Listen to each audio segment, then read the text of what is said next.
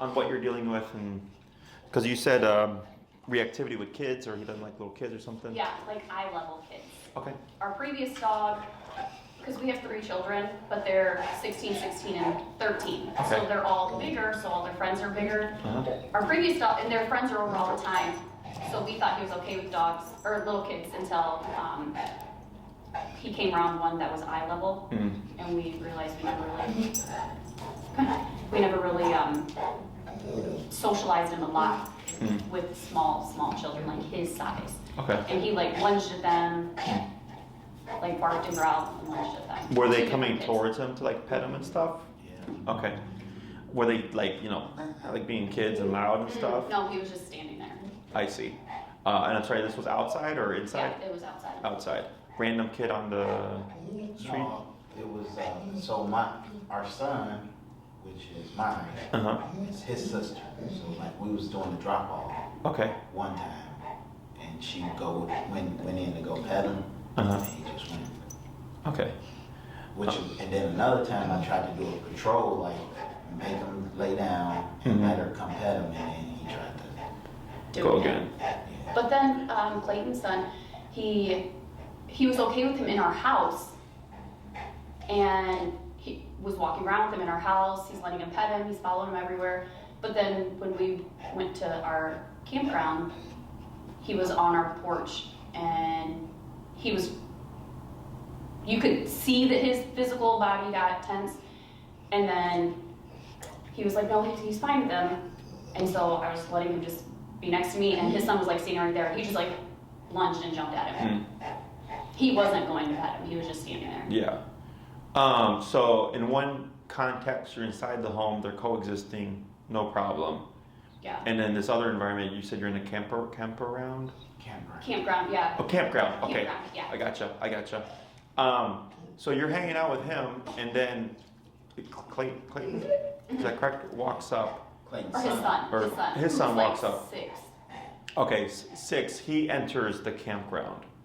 That's Yeah, the well, porch. it's a porch. It's like an open yard. Okay, So he walked up on the porch. I see. Yeah. And you were already there with him. Yeah.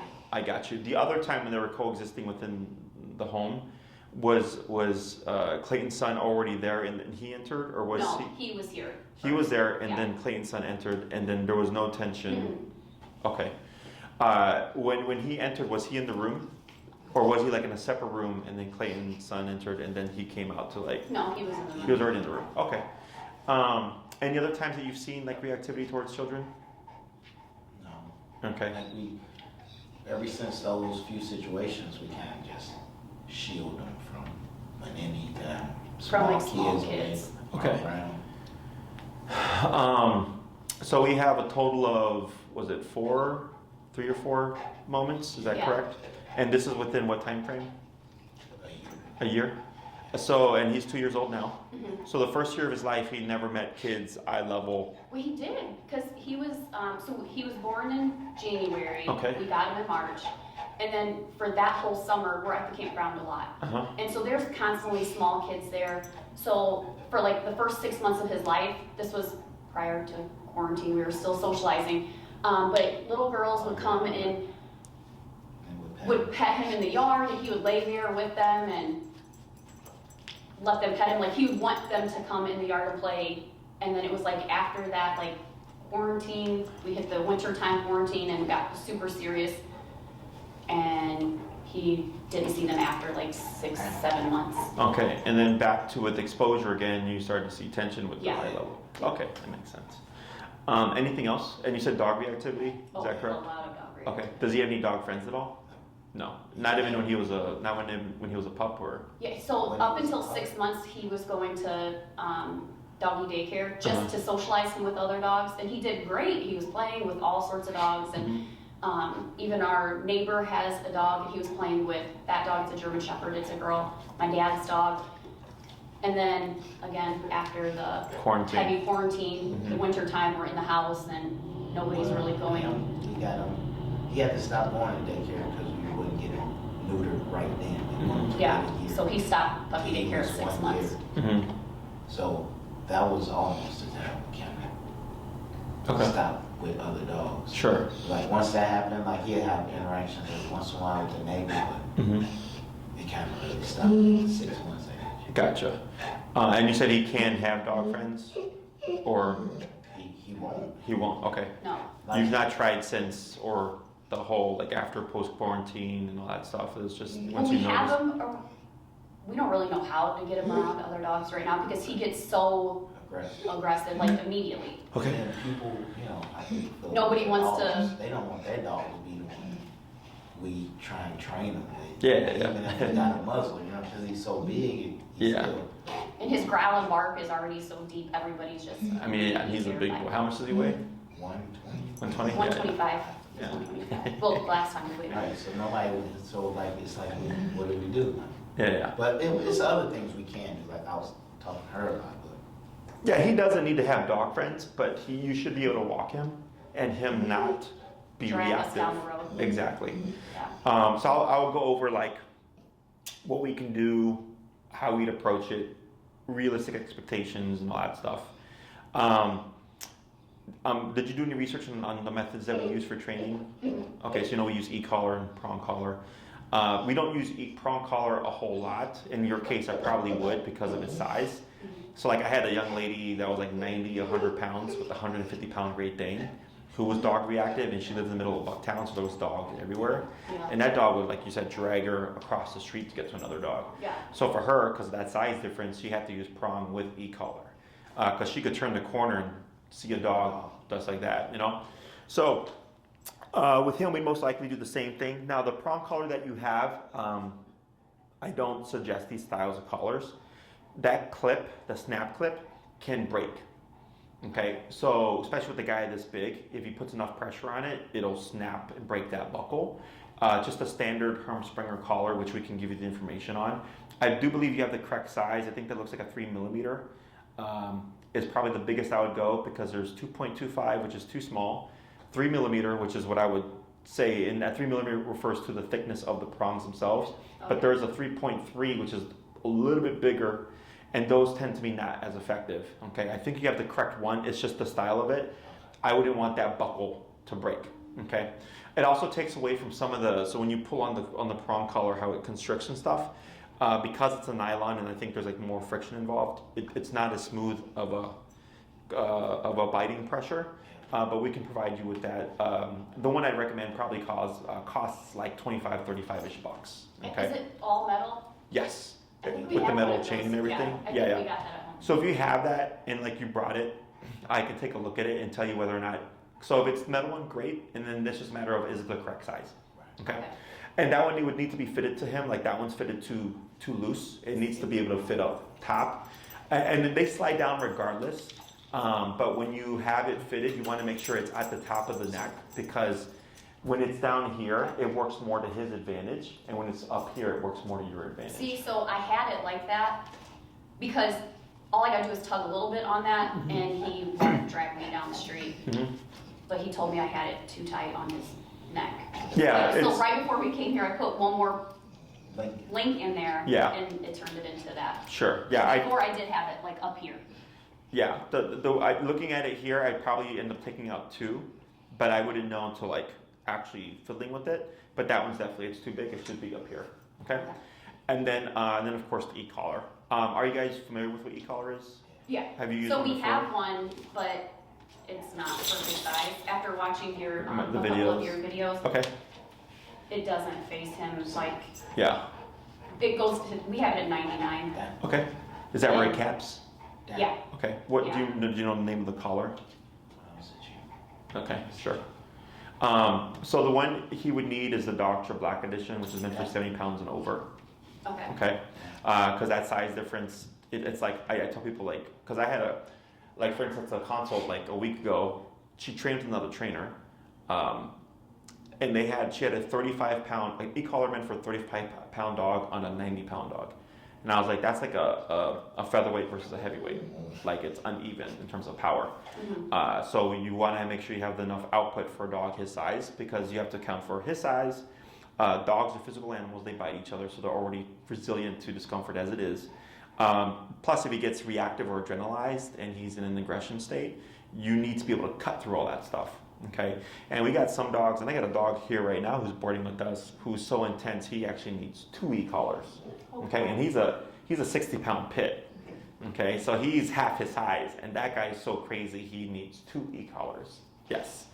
So all that stuff is stuff that we figure out over time, but we always start off with the standard singular e-collar, and then see how does that work for everything. Because you always want to think worst case scenario. Yeah. Where if it's like if he's in a state of aggression and he's charging, like you said, like the one you have right now, it doesn't phase him at 99. You don't want to have to deal with that problem in the middle of a problem. Yeah. Okay. So this is stuff that I help you figure out, but we always start off with one and then see what happens. Okay. So in terms of what you're trying to accomplish, I'm assuming trying to socialize them with kids. Is that correct? Yeah, for sure. Okay. 2, when it comes to socializing with dogs, it can be done. It's just, as you said, even with the muzzle on, if it's like, hey, like if you ask your buddy, like, hey, can I socialize my dog with your dog? And I'm like, no. Yeah. Your dog can eat my dog, right? That's the problem you're going to come across, okay? So by bare minimum, you should be able to walk your dog and not worry about him becoming reactive or trying to pull you across the street to get to another dog. You should be able to see dogs and just coexist in peace. I don't need him to like the dog. I just need him to tolerate and understand he cannot be reactive. Okay? Now, let's say you got another friend and they end up getting a Corso or something like that, and then they're like, yeah, we can socialize them together, and you want me to help you learn how to do that. I could absolutely do that because we have someone who's willing to help you long term. Yeah. Does that make sense? Mm-hmm. But even if we did it like with one of our dogs here, and let's say it went well, you trying to get another person to do it is the hard part. Right. Okay. So I'm not worried too much about the socialization stuff. You're also most likely going to come across that same problem with children. Okay, just bear that in mind. The way we go about things, I take a lot of precautions. We do the muzzle. I show you how to use all your tools. We do a very specific kind of exercise that's structured in a way that if he did try to be reactive, you're at the most control you can be in, okay, to prevent something from happening. The issue is, well, now you got, the person and it's their kid, right? But then they're like, well, it's the same issue you're gonna come across with dog stuff, okay? Now, if it's him coexisting around kids and it's like, hey kids, give him a 4-foot buffer and he won't bother with you, and so he'll leave them alone and they leave him alone, it's kind of that same kind of coexistence of like, we'd like for him to be able to be pet by kids, but unless we can find someone to actually do that, we really can't. Does that make sense? Like, I don't got kids. If I had kids, I'd rent them to you. But but that's always the hard part because of the size of him. I have a client right now that I just, not my last one that came out, but the one before that. It's a little Shar-Pei that's like a third of his size, maybe even a quarter. Same issue with kids, but it's much more manageable. Plus, he's like 10 years old. So it's a lot more manageable that they have their like sister's daughter, whatever they can use. Right. But obviously, it's the size that you're gonna hit a lot of walls with, unfortunately. Yeah. I'm more than happy to help you if we can find someone. But if we can't, we're kind of out of luck there. Okay. But the reactivity towards children and stuff, that's always the easiest thing because it's just don't lunge at them. I don't need you to like them, but don't lunge at them. Does that make sense? Yeah. Questions on any of that stuff? No. We could, my nieces, I would at least, I'm sure my sister would let me, like with a trainer around, but because I would want them to be able to come to our house. Absolutely, and they'd be welcome to. Yeah. I mean for the session, because you're saying like have them come over. Yeah, like if you talk to them like, hey, we're gonna do some training with this guy, and they're welcome to come and be in on the session and all that stuff, so they can see everything and be a part of it. Because I'm about educating everybody as much as possible. Okay, and then if they're comfortable enough with it and it goes well and everything, then great, rinse and repeat. Okay, the hard part, let's say all that does happen. The hard part is when do you move past the muzzle with the kid? Yeah. Right. Now, in my book, there's always an answer. It's whether or not it's the answer the owner is willing to accept. Okay, so technically speaking, you don't have to ever move past the muzzle with kids. It's there as a tool. It's there as a safety measure.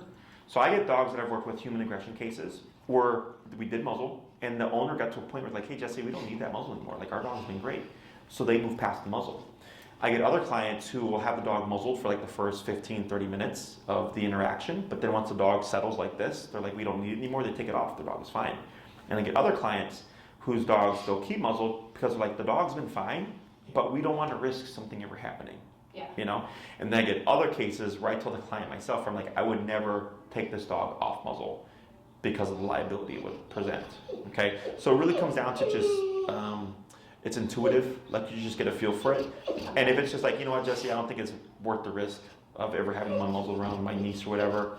Like he could be completely fine with the muzzle on and they just coexist and then she can touch, but at least you don't have to worry about what if. Injury, Yeah. Because there's no guarantee when we're dealing with animals, unfortunately. Yeah. Because I can educate you as much as I can, but we're humans, we make mistakes. I've been bitten. I have 1, 2, 3, 4, like 5 scars on my body throughout 12 years of dog training. Like this one is from 2 years ago. That dog, I don't know if you saw the Great Dane come out. Yeah. That's the dog that bit me. Yeah. He didn't want to go in the kennel. That was all it was. He's not aggressive. He just didn't want to go in the kennel.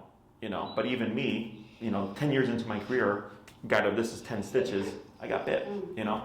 So, and then we had him muzzled after this happened because I wasn't, I didn't want my son, it didn't happen to my staff. So he was muzzled for a bit, and then once we were like, yeah, he's good, and there's no issues, we can muzzle him, that was completely fine, you know. But shit happens. So when it comes to that kind of stuff, there's nothing to say you have to. Okay, because I always feel like people think that they have to at some point. And they go, no, like there's no fucking law that says you have to. Right. You just go by how you feel.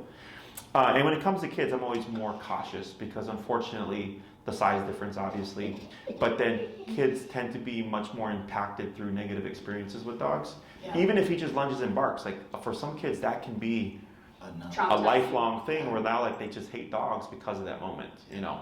So I'm really cautious about that stuff.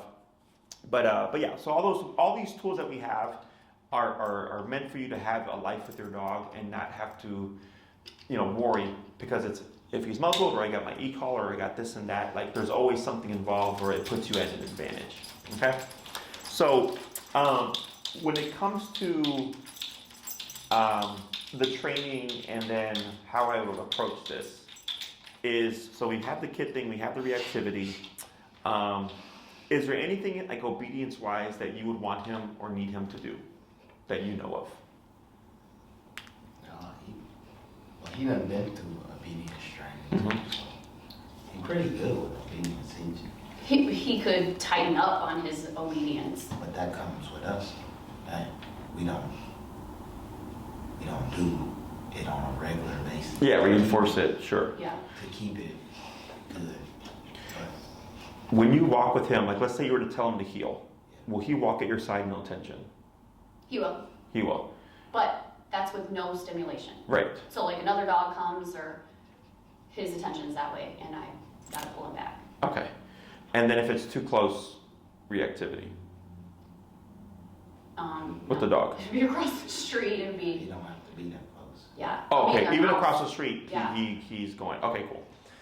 That's just giving me a threshold of where he's at. Okay. So the way I approach stuff is, I know it's what you're needing and wanting, and then I look at it, and there's stuff that has to happen in order for us to achieve those things. Okay. The first thing when we deal with a case like this, with reactivity towards dogs and kids or humans, whatever, is always heel. Okay. If you can't walk past a dog, don't think you're going to be able to walk past, like have the kid stuff happen. Does that make sense? That's kind of like the precursor. So the first class is always heel. You should be able to walk by dogs across the street, a dog in the house behind a window. When it comes to saying, like let's say on the sidewalk, if a dog was approaching, when it comes to walking past that, like obviously that's a really big win. But usually what I have people do is just step aside and let that dog pass, and then they would walk after they've passed. But he should be able to handle that without like losing his shit.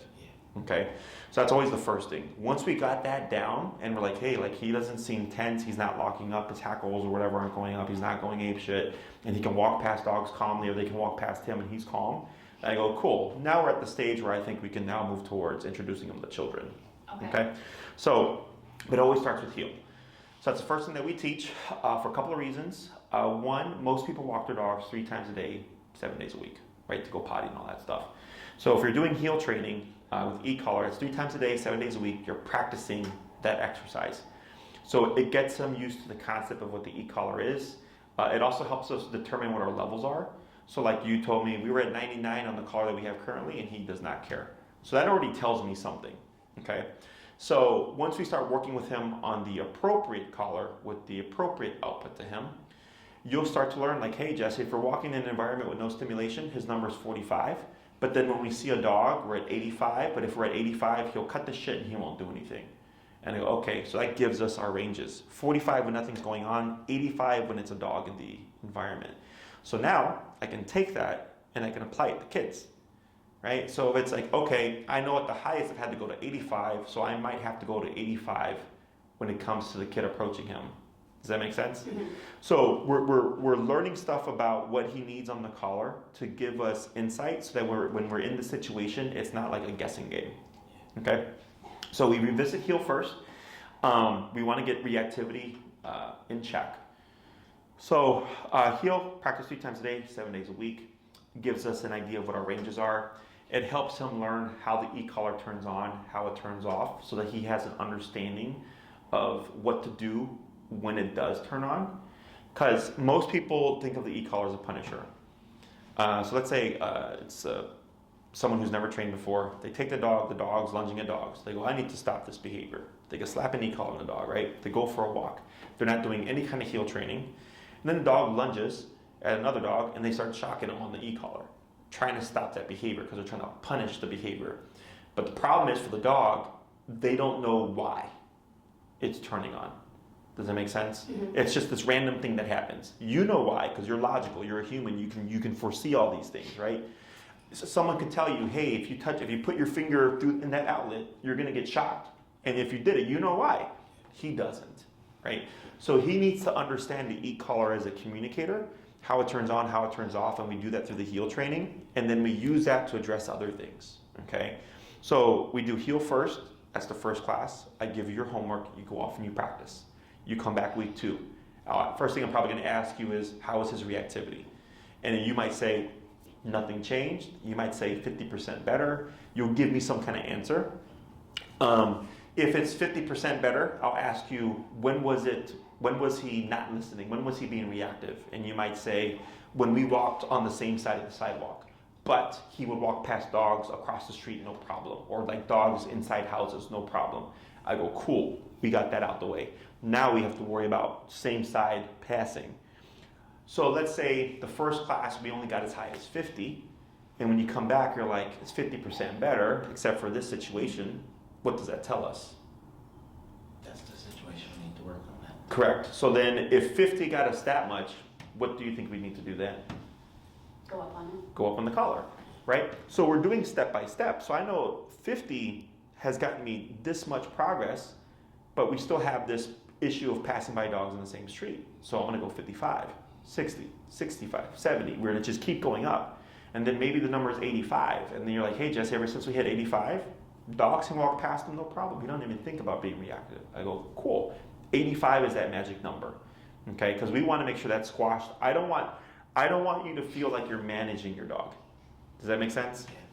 It should be, once he starts to understand and learn consequence and what behaviors aren't wanted and what behaviors, like what other options he has, I want him to start thinking for himself and making those decisions, okay?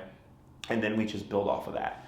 So he kind of understands the shocking, like at 99, it will give a reaction to like little stuff. So like training him, because now with that, he hardly ever wears it because it doesn't really do very well. But like if he's outside and we're telling him to come in and he's just looking at us because he wants us to come out there and play with him, we'll turn it on, just the remote, and it does like this beep.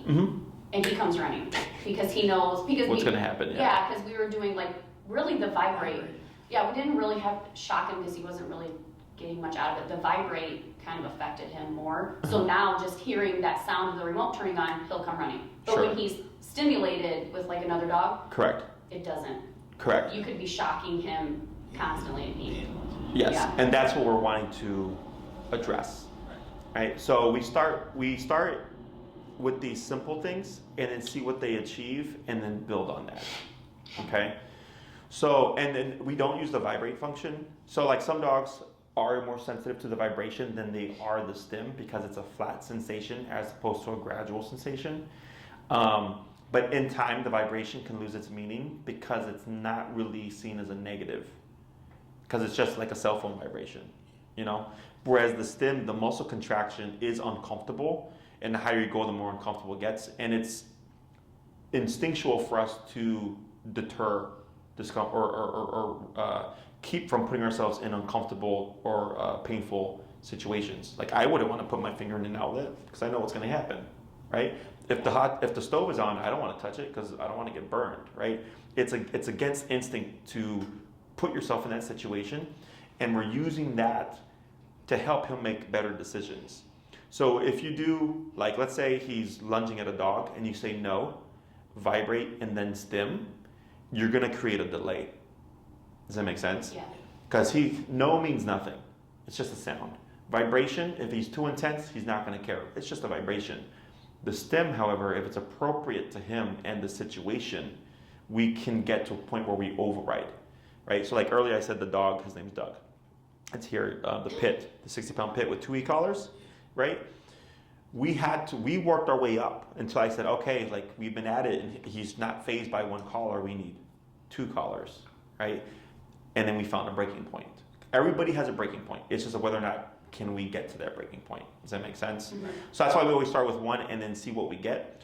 I know you've already used the other collar, but when you use a professional grade collar, it does change things quite a bit. And we may find he's actually sensitive to it. It just wasn't the appropriate type of output to his size, okay? He also, I don't know if this matters at all, but because we had him trained before. Mm-hmm. I saw that, like a board train? He was supposed to, he boarded for 2 weeks. And he was supposed to get around dogs, which it didn't work. But he had a bark collar on him. Mm-hmm. And when he came home after the 2 weeks, we were petting him and noticed like this huge, like about like this big, just burn mark. It was just a complete open raw area. Yes. So, and he never stopped barking. Like he just continuously barked until we picked him up. Yeah, so the reason why he had that mark, it's not a burn mark. It's it can look like it. It's most likely one of 2 things. It's either a hot spot or a pressure sore. So because bark collars and e-collars have probes that have to make contact with the skin, if they're not rotated every hour and a half to 2 hours, if the dog is wearing it extensively, they develop pressure sores. So like for instance, my friend's mom is quadriplegic. They have to rotate her every so often, otherwise she gets pressure sores. And she actually had one just last month where it was so bad that it went down to the bone and they had to like cut off muscle and stuff. So it's the same concept, is you have to rotate the collar. So with the bar collar, if it was sitting here, one, that tells me they never rotated it because where you said where it was noted. Mm-hmm. Because bar collars, depending on what brand they use, will go off no matter where the collar is fitted. So for us, when we put bar collars on dogs, we usually put it somewhere right here. We try to avoid directly on the throat because you have to fit it very snug. But it's not so much a burn mark from electricity because it's not electricity. It's electric but not electricity. Have you ever been to a chiropractor or physical therapist? Mm-hmm. Have you ever had stim? Yeah. It's the same technology. Okay. So people think of it as a burn mark because when we think e-collar, we're thinking electricity, an electrical burn, right? But it's because it most likely wasn't rotated. They just left it on for too long. Or what can also happen, especially with these bigger guys, is because they tend to salivate and the drool comes down and it gets between the collar and the fur, and the moisture and the warmth from having something sit on the fur causes a hot spot. Okay. So that happened to a client of ours in the summertime. Her dog was playing with other dogs. They were drooling, and she had left the collar on and didn't rotate it, but because of the drool, he developed a hot spot. So then she had to remove the collar and then just leave this alone so this would heal up and the fur grew back. Yes, but a lot of people think of it as an electrical burn, but it's one of those 2 things. So it wasn't from him just constantly barking? And it going off, no.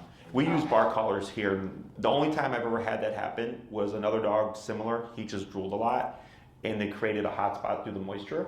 But otherwise, when we rotate our collars, because we have some dogs here that have to be collared 24/7. okay? Because they're that human aggressive that we don't even gamble. So every hour and a half to 2 hours, we rotate the collar to prevent that from happening, okay? Does that make sense? Yeah. Yeah. So it's electric, not electricity, is what I tell people, because also the term shock collar makes you think that you're electrocuting your dog. I would think if it was electrocution, like it would be illegal, you know? So yeah, it's just a muscle stimulator, at least the professional grade ones. The cheaper ones that you get on Amazon for like $90, $80, whatever, are more along the lines of what I would call a shock. The output is very much different. It's not the same. Like I felt one and my hand was tingling for like 15 minutes. The ones that we use, once you feel the contraction, like nothing happens. It's a done deal. And it's a fully waterproof system. He can go swimming in it. You could have the remote collar around your neck in the middle of a pool drinking a margarita. Nothing's gonna happen. Fully waterproof system, okay? Other questions about that? So when it comes to the e-collar and like the application of it, you know, first we want to see when we put discipline on him, because dogs are physical animals, they bite each other, right? Is what does that resolve? So it's not the heel that's going to help your dog. It's the consequence of the stimulation, of him getting out of line, if he's becoming reactive and I have to provide consequence to correct him. So I like to think of it as a bite on a button. Because the way we teach it is in a manner that they understand. So like the other day, I was working with the client, her dog was sitting at her side, we were talking. 5 minutes goes by, the dog gets bored, gets up and tries to sniff, and I told her, press the button. She pressed the button, he stopped sniffing, came back and sat right next to her, and she didn't say a thing to him. And she was like surprised. She's like, oh my God, she's like, how did he know to do that? I'm like, because you just simply told him, I don't want you sniffing right now, with the tap of the collar. So he decided, well, I'm gonna just sit next to you because that's the last thing that I learned. So I'm gonna assume that's what I'm supposed to do, right? So aversives are meant to stop things. So like jumping, barking, biting. So another dog, if they disagreed with his behavior, they would bite him. Whether or not he respects that bite is a totally different thing, right? But that's how they would address each other. So like for instance, when Clayton's son came up and approached, and he was like, hey, I don't like that distance that you're at, he gave the threat of physicality, right? To say, back away. When the young girl came up, same concept, right? The threat of physicality, you don't want to touch me. Does that make sense? So the e-collar is our means of physicality at the press of a button. It just has to be taught correctly. So let's say, you know, we've done all the heel training and stuff. He has a concept of what the e-collar is.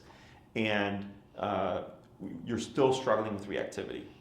Then I have to break down the levels that you're operating at, the proximity of the dog, because that makes a difference. Because a dog walking 6 feet of them and a dog walking 2 feet of them are two different things. So a dog this close might need a higher number than a dog 6 feet away. Yeah. Right? So that's all stuff I help you break down. And it's common sense. Like once you understand the exercise, it's just common sense and it's literally just logic. Okay? So then, so after 2 classes on the heel, we want to see how reactivity is doing. If you're still having issues with some reactivity stuff and it's more consistent than I like, the 3rd class we probably just focus strictly on reactivity, breaking down all the things that we can do, the approaches, which more often than not is simply just raise the pressure or raise the level of the collar to find his breaking point. Okay. If you're like, hey Jesse, a dog walking past us, we can be at 127 and this guy's unfazed, he just fucking loses his shit, then I start thinking about maybe we need a second collar because it shouldn't be that difficult. It should be pretty straightforward, okay? If we get that resolved, then the 4th class, technically speaking, it could be, all right, let's bring him around kids, okay? That's with the assumption of he's muzzle conditioned, okay? Is he muzzle conditioned? He wears it, he just lays around if he has it on. He doesn't. Okay, but he doesn't try to fight it. No. Perfect. That makes life so much easier because a lot of my clients' dogs aren't muzzle conditioned. So then if the dog's trying to, because you want to think of it as stressors, e-collar is a stressor, the muzzle is a stressor, the child is a stressor. So if we're trying to do socialization with kids, you have 3 stressors going on all at once. Does that make sense? Mm-hmm. So when we have a dog that's muzzle conditioned and just like doesn't see the muzzle as a bad thing, it takes one stressor out of the equation. So then we just have the child and the e-collar. Okay, so that makes things go a lot more smoothly. Plus, if everything's going well, we don't have anything holding us back. So like I had a client, and this dog was like 15 pounds, didn't like kids, right?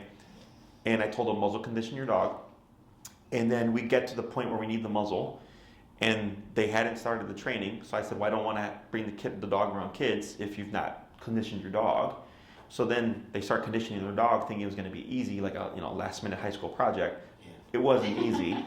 And they're on months of conditioning right now to try to get their dog to like the muzzle, So they're postponing their training because we can't do anything till that's done, But for you, that's already kind of one less thing we have to worry about. So that just makes life a lot easier, okay? So technically speaking, if everything is going out well with reactivity, by the 4th class, we would already be jumping into how to socialize them with children.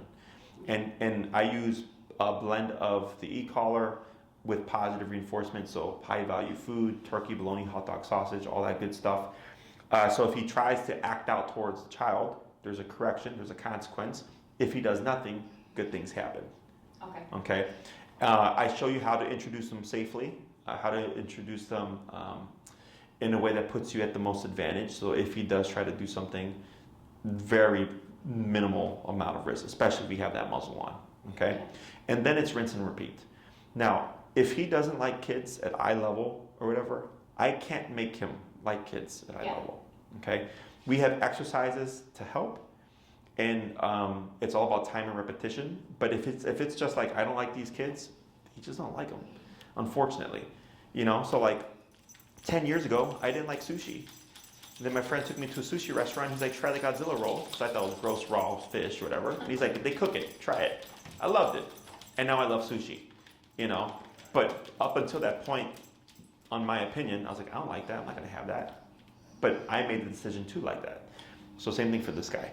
Okay, so, but we can at least get coexistence where it's like, all right, well, we did the exercise and you've done it 1,000 times and it's always the same result of like, I'm going to lunge and bark if they come too close to me. Then I say, all right, well, you tried 1,000 times, not going to happen. But we can at least get coexistence. So the next thing that we teach is stationary work. I'm assuming he knows like place command from his previous training? Yeah. Like the stay put? Yep. Do you practice that at all? We do. How long will he stay put for? If we're in there? We in there, as long as we in there. Okay. Well, no, he'll probably get up. I say about 45 minutes. Okay, that's not too bad. If we stop paying attention to him and just watching TV, okay, he'll get up eventually. I gotcha. He stayed for a while. Okay. Good. So he's already got a baseline there, because technically speaking, he needs to be able to hold that indefinitely, right? So like, let's say you have family come over and there's going to be kids and they're going to be over for 4 hours. Then he's going to have to sit his ass down for 4 hours. Okay, so it should be indefinite. We also want to think about him holding that position with that kind of stimuli around as well, because it's always a factor. Well, that's the thing too. Like the guy was supposed to get him used to noises like vacuums and stuff like that. He did. So he won't stay in that place if we turn on the vacuum. If we have the vacuum on, he's running. Is he scared of it? Mm-hmm. Perfect. That gives us something to work on. Okay, it kind of sucks because the guy should have did his job, but at the same time, it's going to work to your advantage. So the way we approach training now, were you guys trying to do in person, like a board and train? Really, whatever you recommend. Are you in the city? No. You're in the suburbs? We're in Indiana. Holy shit. How long was the drive? It was an hour. Hour? Okay. So in your case, in person would benefit you more. Okay? Because I already know how to train this stuff. I need to teach you how to train this stuff, right? So the benefit to in-person is that everything is tied to you from the get-go, not to us. With board and trains, the training is tied to us. We have to transfer it to you, but there's gonna be a bridge that we need to cross, because you drop your dog off one way, you pick him up another way, and then it's like, well, how did he get here, right? When you do it yourself, you see the journey, you see the process, so you understand why he went from point A to point B in terms of his behavior. Does that make sense? Mm-hmm. And when we do the in-person, you show up with your dog, I coach you through everything. I don't need to touch him to train him, okay? So it's all hands-on for you, so you develop the skills better, as opposed to me giving you a leash and a collar and saying, do this, do this, do this. Does that make sense? Yeah. So I know it's a bit of a trek, but that would be in my opinion, the best use of your time and money is to do in person. Right. Okay. And then, you know, weekends, obviously, traffic should be better, easier. So then Maria can help you pick a time that would be, how do you say, easier for you guys in terms of the track and stuff. Okay. But that's what I would recommend. The other thing is, even if you did a board and train, the issue with kids. You want me to fix? Okay, kids here. You know, the youngest I can hire is 16. So we don't have any kids. We can't replicate that kind of stuff either. You know, a lot of times when we get dogs with dog reactivity, we don't see anything here. It happens a lot because since this is, like right now, it's a slow day because it's Sunday. We could have 60 dogs back there and it's still just as quiet. Oh, wait, I saw that video. Oh, you saw it? Yeah. Yeah. So, yeah. Because of the routine and the structure, and it's from day one. So like the dog is just hit with boot camp, right? So then they don't even think about trying anything, okay? So, and you have a couple of options in terms of location. So during the wintertime, we train here in my facility because of the cold and stuff. It doesn't matter for the client in terms of the environment, because people always worry about, well, is this gonna transfer to my home, right? The way that we train, if the dog's number is 35 inside a building, I would tell you outside on the walk, expect his number to be higher than 35 because we're inside a building right now. So you just use that common sense and you just keep going up into the collar until you find like, oh, at 55, he's perfect. Then I go, then your number's at 55, right? So it's just common sense. So location doesn't matter for us. But for some clients, they like being out in a park and training in the middle of that for themselves. Does that make sense? Mm-hmm. So with the weather warming up, at some point, once it's consistent enough and we're not worried about rain, we start training at Oz Park, which is the busiest park in Chicago. It's like crazy busy. You got strollers, bikers, rollerbladers, dogs, off-leash dogs, baseball games, yoga classes, jazz bands fucking playing. It's busy. Like we're there and we're training. So not only are we in this distracting environment, but the person is learning hands-on in the environment how to get things done. So if he's being reactive in the training session, like I'm helping you real time figure that shit out. Okay. Yeah. But for other clients, it's also like an anxious, you know, experience. So sometimes people like to start inside and then we progress outside so they still get the feel for it. So I don't have, how do you say, like I personally don't care. I leave it to the clients. Okay. We would be fine with the park. We want as much out of this as, because like we already have him in our house, in our neighborhood, like walking and listening to us until a dog comes around. So like we need that extra stimulus. Sure. Like with you there. Yeah. If that makes sense. Mm-hmm. And if it ends up being like let's say we show up and I'm like, oh fuck, this is like worse than I thought it was. We can always relocate, get the basics down, and then go back and then challenge ourselves with outside again. You know. Okay. So it's really just play it by ear. The only reason why when I'm like with difficulty of the case is his size and his breed. Okay, he's a power breed. They're meant to withstand pressure and discomfort, right? You know, like pits. Anytime that I've had a dog override the collar with reactivity, it's almost always been a pit. Because that's what they're bred for. They're bred to fight dogs. They're meant to take on a lot of pain. So when we do the e-collar stuff, it's not uncommon. When I deal with them, I just call it out. I want to give you worst case scenario so that when you leave here and you're like, we're willing to deal with worst case scenario, I can help you. I get some clients who are like, I'm not going to do that shit. And I go, that's fine, but then I can't help you because that's worst case scenario. And if we get there, I don't want them getting mad I couldn't help them because I didn't give them that heads up. Does that make sense? Yeah. So I don't want to make you like paranoid or like this is going to go to hell. But I want you to be ready for, if we're going to make progress, you have to be willing to potentially needing a second collar to get them to cut the crap and exposing them and shutting down that reactivity if we're going to try to get to the next step. Okay? Yeah. And it's because he's a 120-pound dog. If he was like a 60, 70-pound dog, I'd be like, oh yeah, it's easier. But we got to factor in size, his tolerance for discomfort. Is he adrenalized? Is he under stress? Is he being aggressive? Do we have good contact on the collar? Like there's all these things that factor in. Okay? Questions on any of that stuff? Mm-hmm. I was wondering, like, we would be cool with the park, mm-hmm. right? But when you get them in a high stimulated situation, it's hard to get them to pay attention, which I know that's what the e-collar is for. Mm-hmm. But would you prefer to be somewhat controlled first and then like in the control setting, like in your building where you can have a certain amount of dogs? I mean, it makes things easier. Like, I don't have a preference just because my job is figure it out. Right? Now, if I'm in the middle of the situation and I'm like, you know what, this is more difficult than I anticipated, then I backtrack. Because I've had cases where the client just wants to start outside because that's their everyday life with their dog. So they're like, I just want to get this done immediately. I go, sure. So I just meet them there. I get other clients that are more cautious and they're like, I'd rather start inside and then progress to outside. I go, sure.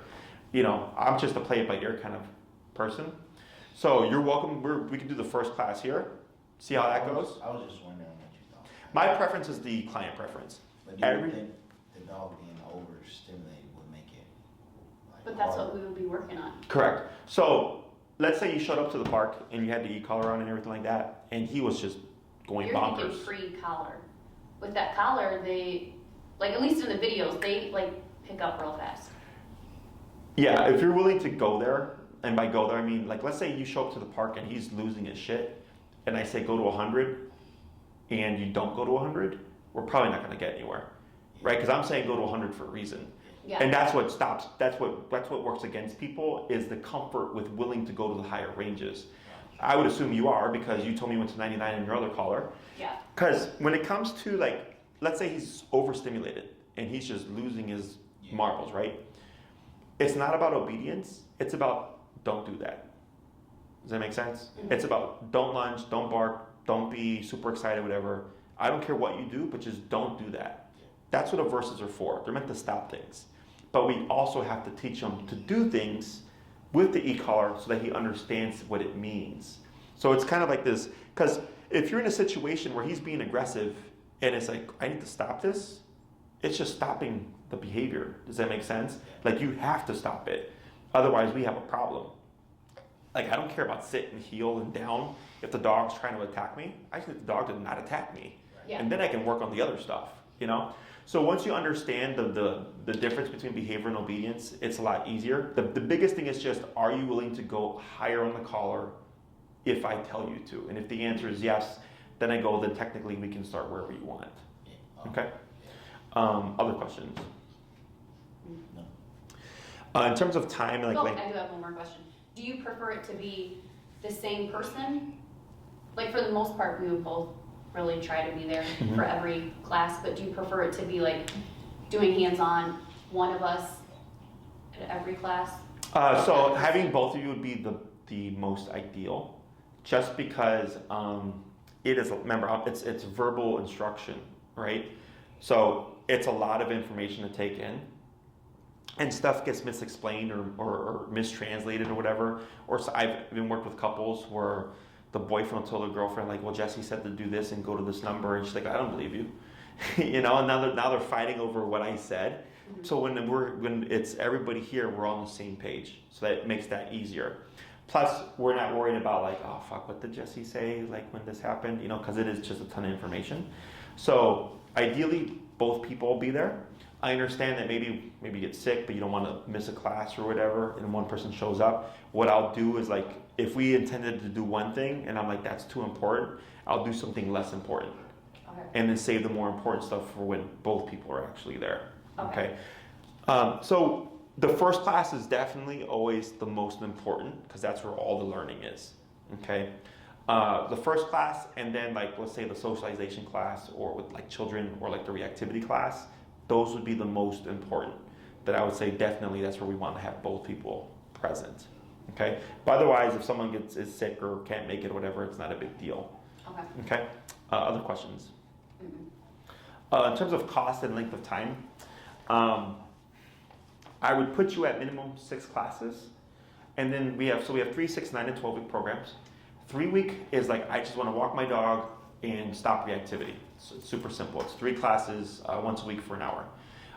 Then we have a 6-week program, which is where I kind of put you at, and I bare bones it. I only focus on what I know you need. Okay, 2 classes on heel, maybe a class on reactivity, a class on socialization with the child, a class on go to this bed and don't move for the next hour or 3 hours, whatever length of time that you want. 6 classes a variable.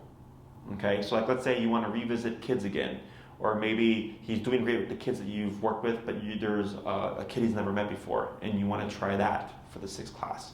Then that's what we do. So that's just the bare bones of what you need for your particular case. Okay. If you did 9 classes, it just gives us more window of time to work on behavioral stuff. If everything is going great and as I hope it will, then we can do recall, which is come when called. So he has an off-leash reliable recall if you want to ever take him off-leash to run around and stuff. Because recall is like one of the most important commands the dog can learn. Heel and recall are the 2 most important things. Okay. In your case, stationary work, just because if he ends up not liking kids and it's just like we can't make it happen, at least you can tell him to go somewhere and you know he won't move for X amount of time, which allows you to still be around your family and their kids and a lot of stuff without the worry of like what happens if they get too close or something like that. Okay. 12-week is a fully off-leash trained dog. So if you didn't have the behavioral stuff like the reactivity or the reactivity towards children, I know how much I can get done within a time frame. So with 3 weeks or 3 classes, I know I can teach a dog to walk on a leash, no tension, completely slack, and for the most part, squash any reactivity. With 6 classes, I can do heel and recall. 9 classes, heel, recall, don't move, so I can the dog can go to a restaurant or whatever with the owner.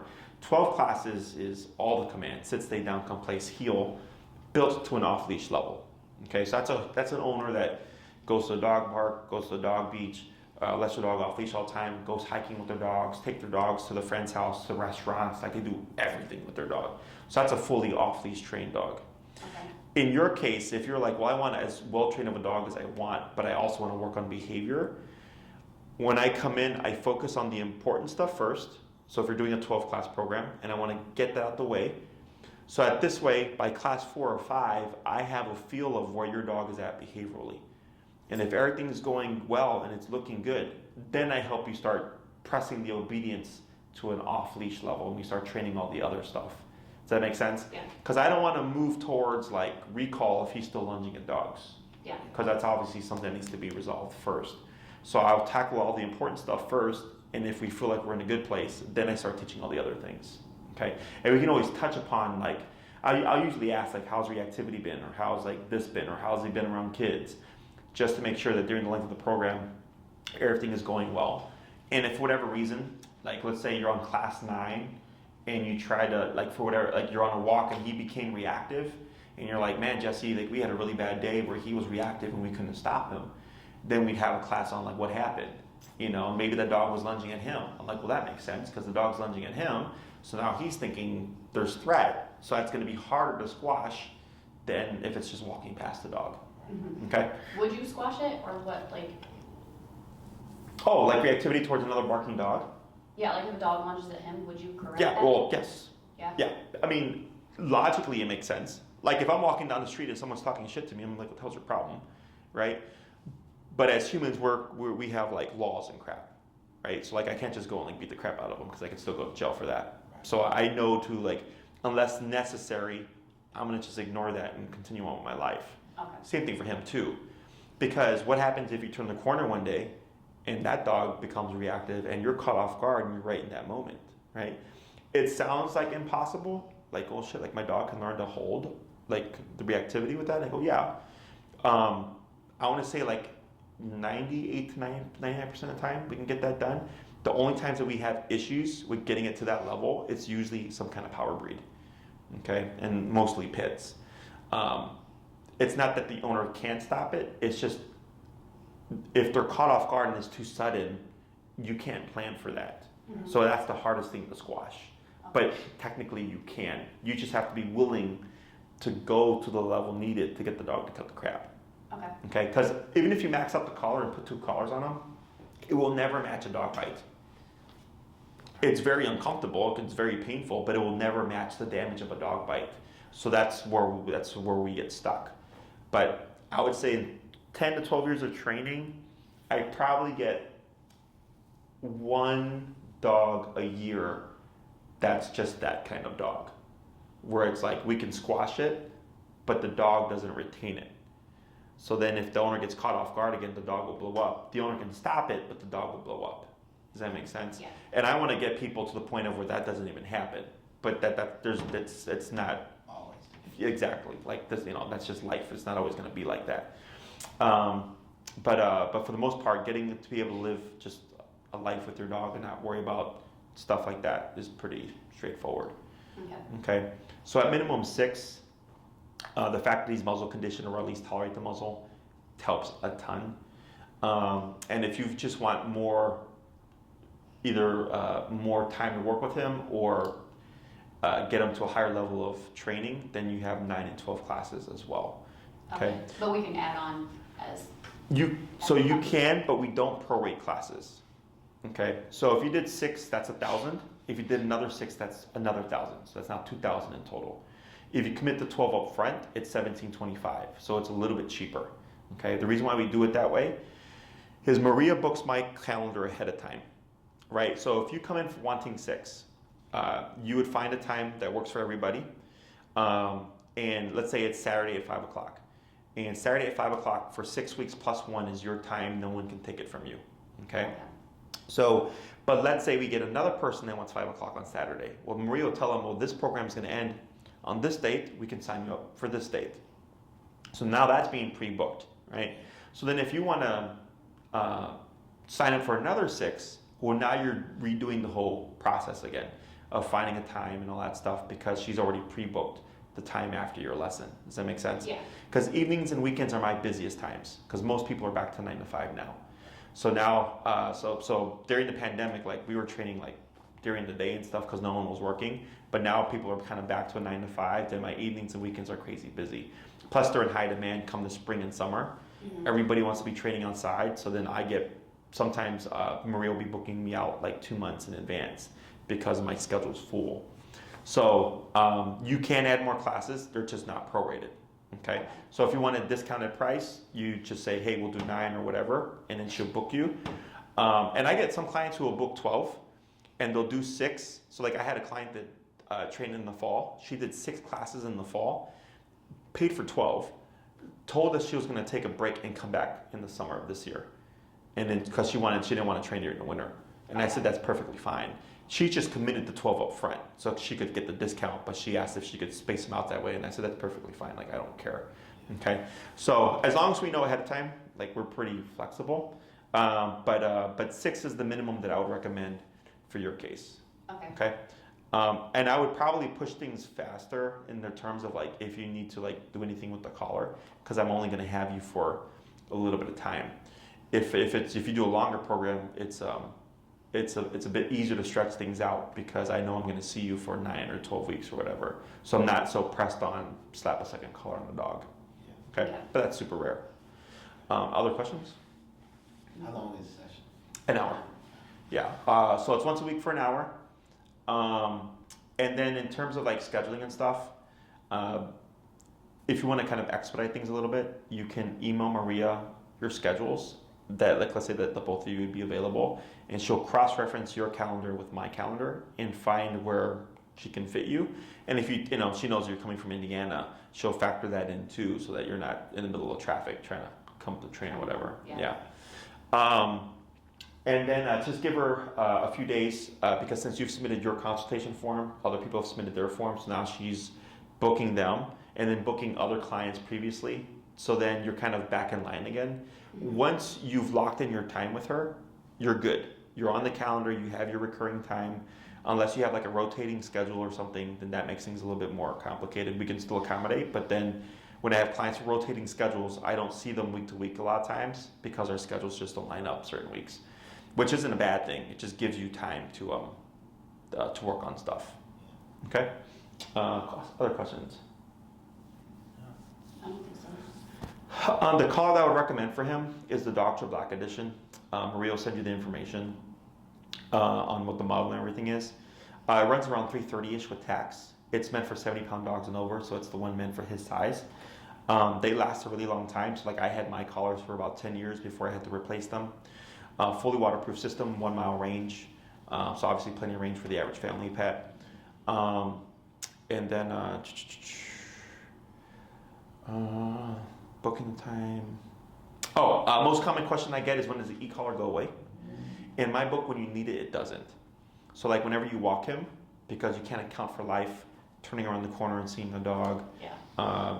someone's off-leash dog running up to you, whatever, it's not that you're always having to use it, okay? It's just present in case something happens. So if you follow the training, we should get to the point where you're not having to use it. It's just kind of there if needed. So when you're on the walk, if you're outside, if he's going to be off leash, you need it. If inside the home he's a great dog, you don't need it. If it's, family's coming over with the kids, pop it back on, you need it. When it comes to the muzzle, if you feel you need it, put it on. It all goes by how you feel. Okay. If you get to a point where you're like, man, he's been great and he loves, like he just gets excited, he loves the kids now, and you want to move past your tools, you're welcome to. I just leave that up to the owner's discretion to decide on that stuff. Okay. Okay? Anything else? I don't think so. Okay. So if you have any other questions, you can reach out to Maria. Okay. If they pertain to me, she'll email me and I'll email her and she'll forward it to you. Otherwise, she'll help you get started with all that stuff. And then I know you said you watched some of the videos, right? Have you been to our YouTube channel at all? I think some of the videos came that I was On Googling. YouTube? Yeah. Okay. So if you want to get a feel for like how this works in terms of like the reactivity stuff, if you go to my website, canineperspective.com, and on the homepage, if you scroll down a bit, you'll see a video with a picture of a pit like smiling in the sun. That video is a really good one to watch. Because I was a dog that showed up here, reactive towards humans and dogs. Like you see her completely like just freaking out. And by the end of class, you see her in a passive state. Okay. So the reason why that video is so good to watch is because I break things down. It's not like an uncut lesson. It's it's me using the lesson as an example. It's like a 10 to 15 minute video, and I'm explaining everything so you can understand the process and how it works. Because when you see her show up and she's like lunging and barking at me, and by the end of the lesson I'm like petting her with my sleeve, and she could care less because her stress levels went from here down to here. So it's kind of the same theory with the kids. If he's already stimulated or like in this kind of tense mode, he's already under a bit of stress. He's just going to jump to the next level when you add in another stressor. So, okay. Anything else? I don't think so. Well, it was a pleasure meeting you guys. You too. If anything else pops up, you let us know. Otherwise, see what happens. All right. Okay. Thank you. You're welcome. Thank you so much. Have you had a Corso before? Yeah, this is our second one.